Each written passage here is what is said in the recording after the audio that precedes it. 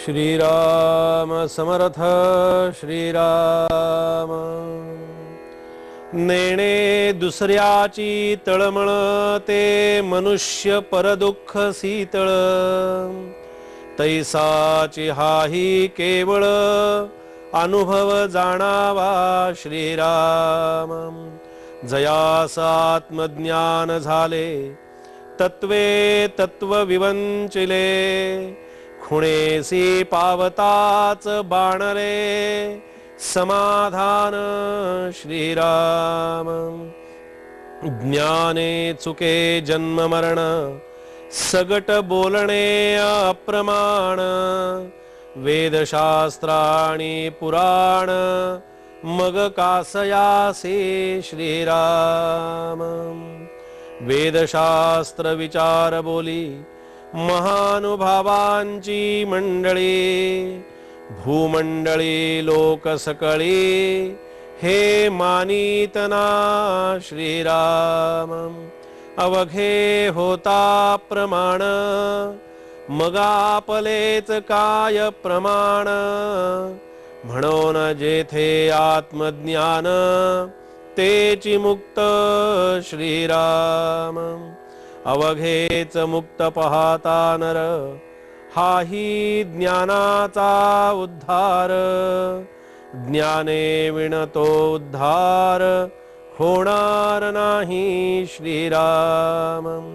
आत्मज्ञान कळो आले म्हणून दृश्य मिथ्या झाले, परंतु वेढा लाविले सकळांस येणे श्रीराम।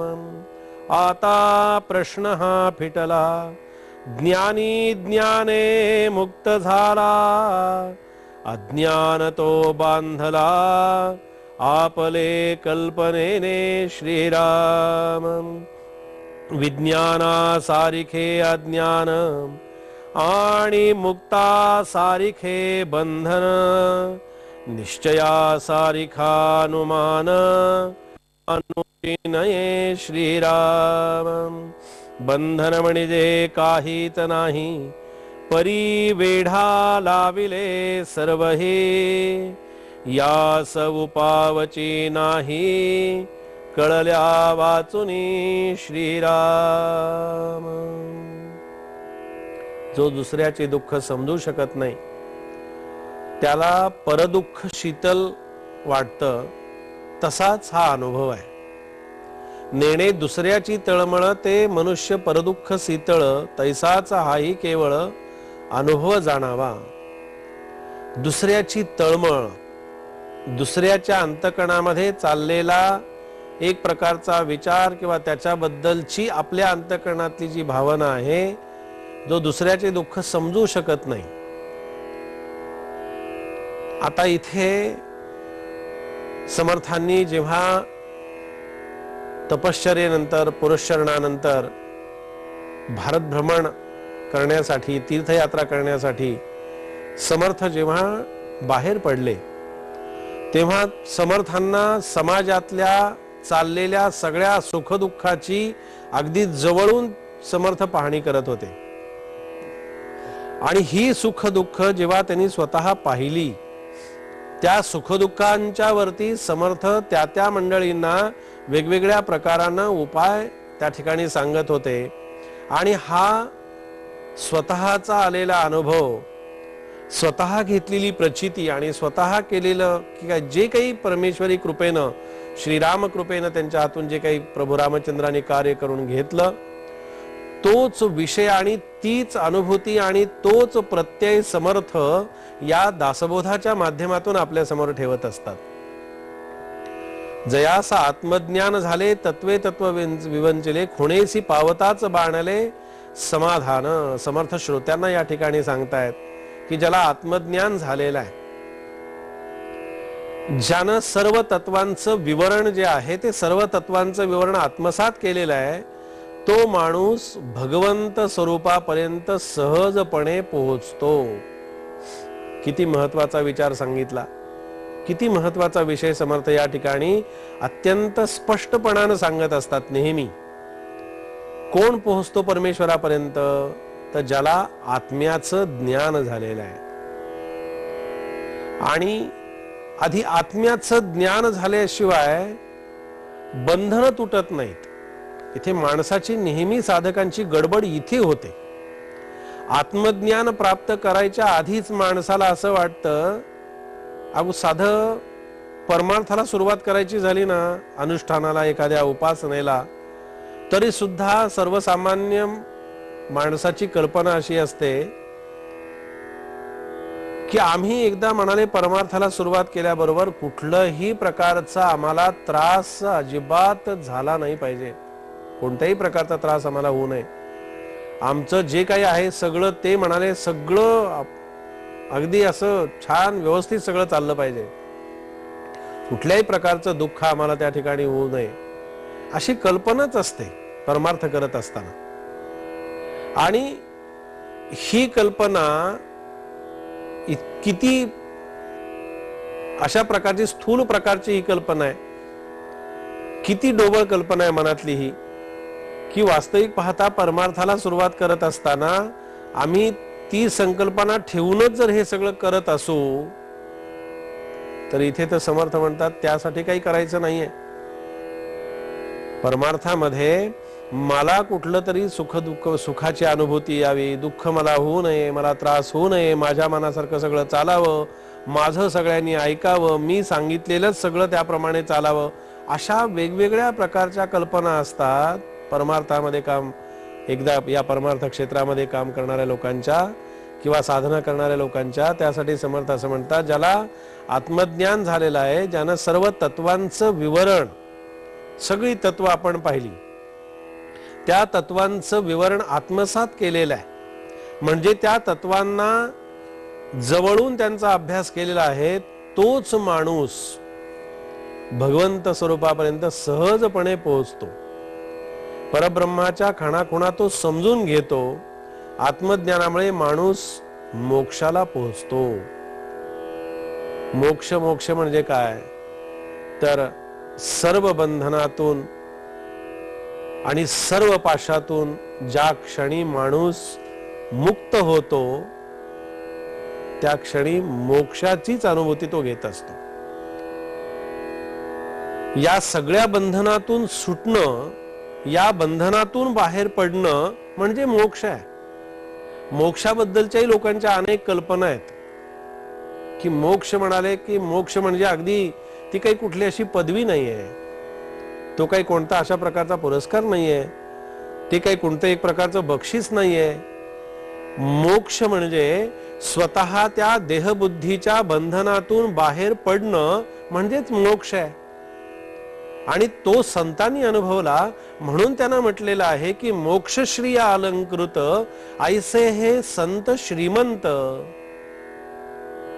आणि त्यांच्या श्रीमंतीच्या बळावरती संतांनी काय कार्य केलं, तर असंख्यात जे काही शिष्यगण, त्यांचे भक्तगण जे होते, मोक्षश्रिय अलंकृत ऐसे हे संत श्रीमंत जीवदरिद्री. जीवदरिद्री कुणाला म्हटलेलं आहे? जीवदरिद्री असंख्यात नृपती केले. जीवदरिद्री अशा मंडळींना म्हटलेलं आहे, अशा लोकांना म्हटलेलं आहे की ज्यांचं विश्व हे फक्त जीवापुरतं मर्यादित आहे. वास्तविक पाहता जीवाशी निगडीत असणारा विषय हा जीवापुरताच मर्यादित असला पाहिजे, पण तो माणूस परमार्थामध्ये तो विषय त्या ठिकाणी आणत असतो. म्हणून जन्म मृत्यूच्या किंवा जन्म मरणातून त्याची सुटका होते हे निश्चित खरं आहे, परंतु सर्वांचीच मृत्यूनंतर सुटका होते हे विधान बरोबर नाही.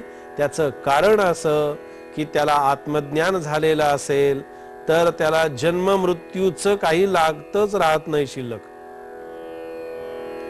आत्मज्ञान झाल्यानंतर जन्म मृत्यूच्या फेऱ्यातून सुटतो, याचाच अर्थ असा की आत्मज्ञान झाल्यानंतर त्याला जन्म आणि मृत्यू हे दोन्ही सारखेच असतात. जन्माला आल्यानंतर आपण केवढे मोठे आनंद सोहळे साजरे करत असतो, केवढ्या मोठ्या प्रमाणामध्ये ते सगळे वाढदिवस, जन्माचा दिवस, जन्माला आल्याबरोबर साखर वाटतो, मिठाई वाटतो, आणखीन काही करतो. आणि तोच मृत्यू झाल्यानंतर दुःखानं रडत बसतो. का रे बाबा, तो जीव जेव्हा जन्माला आला तेव्हा तू आनंद सोहळा केलास, आणि तो जीव जेव्हा मृत्यू पावला, त्या जीवानं आपलं अवतार कार्य संपवलं, तेव्हा त्याला दुःख होत आहे. याचं नेमकं कारण काय? तर याचा जन्माकडे आणि मृत्यूकडे पाहण्याची जी दृष्टी आहे ना, तीच मुळात आपली चुकती आहे. म्हणून जन्म मृत्यूच्या तावडीतून सुटका का होत नाही, त्याचं कारण आहे आपण हे जन्म मृत्यू हे त्या जीव या संकल्पनेच्या दृष्टीने पाहतोय, त्या जीवाच्या जन्म मृत्यूच्या संकल्पनेतून पाहतोय.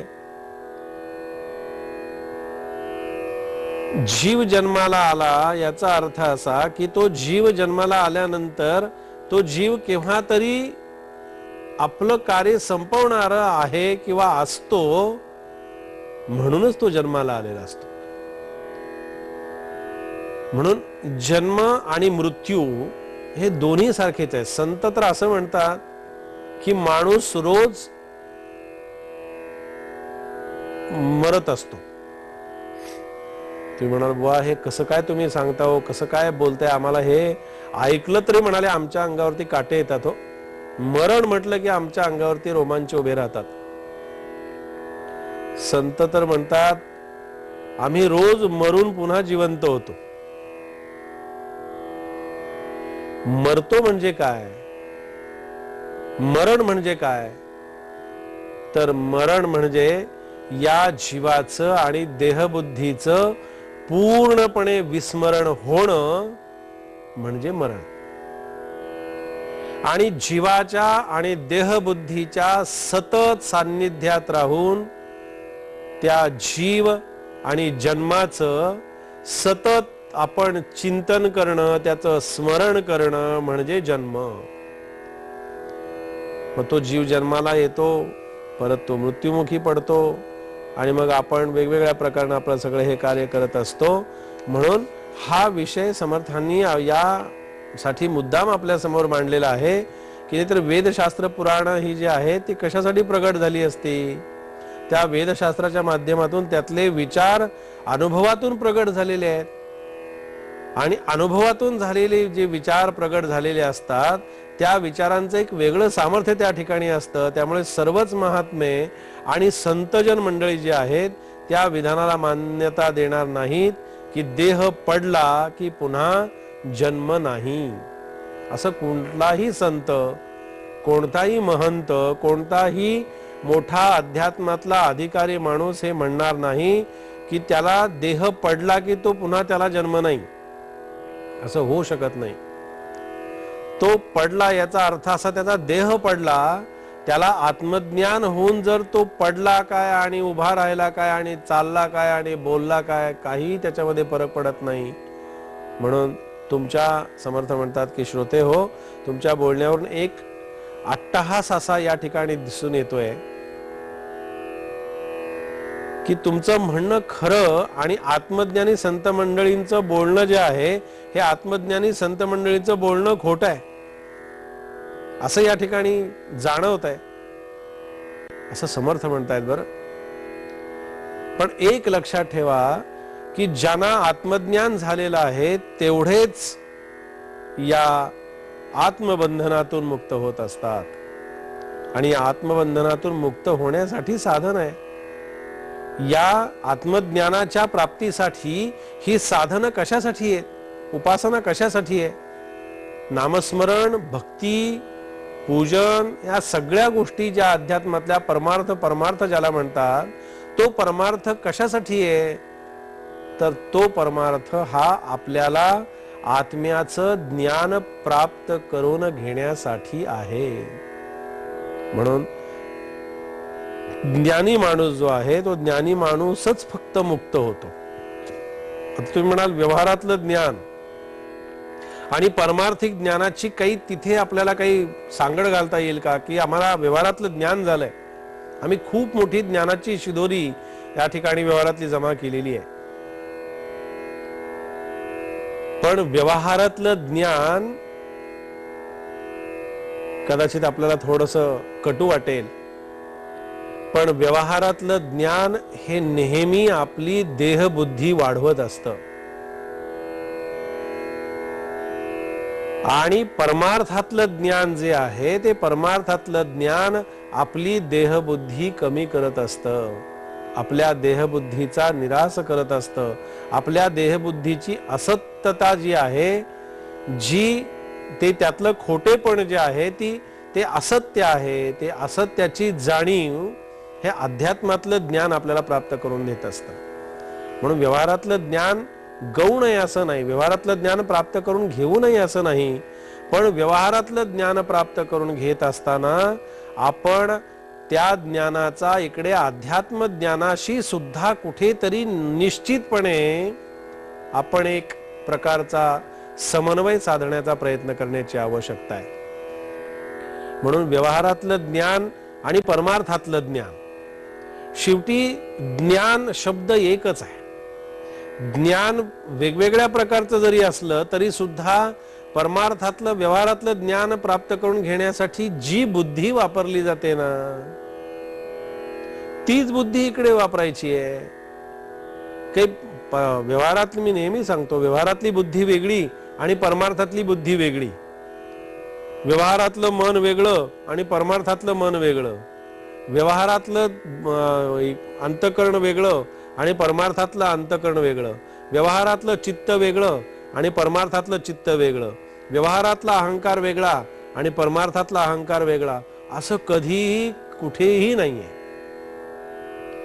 जे मन मला व्यवहाराची आपल्याला नेहमी शिकवण देतं, व्यवहाराचे काही डोस पाजत असतं, सतत आपल्याला शिकवण देत असतं, सांगत असतं, शिकवत असतं, तुझं काम आहे ना, तू तुझ्यापुरतं मर्यादित ठेव, तू तुझं कर काम, बाकीच्या कामामध्ये गडबड करू नकोस. हे कोणी सांगितलं? मनाने सांगितलं. मग तेच मन इकडं का सांगत नाही अध्यात्मामध्ये की तुला तुझं काम फक्त करायचंय, तुला आत्म्याचं ज्ञान प्राप्त करून घ्यायचंय, तुला देहाच्या त्या कुठल्याही व्यापामध्ये अडकायचं नाहीये, जीवाच्या बंधनामध्ये पडायचं नाही, हे मन ते का सांगत नाही? हेच मन एकच आहे. म्हणून या मनानं सुद्धा ते सांगावं असं जर वाटत असेल तर त्या मनाला समर्थांचे मनाचे श्लोकच सांगावे लागतील. समर्थच त्या मनाला सांगू शकतात,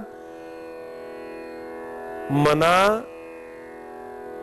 पाविजे सर्वही सुख जेथे, अति आदरे ठेविजे लक्ष तेथे.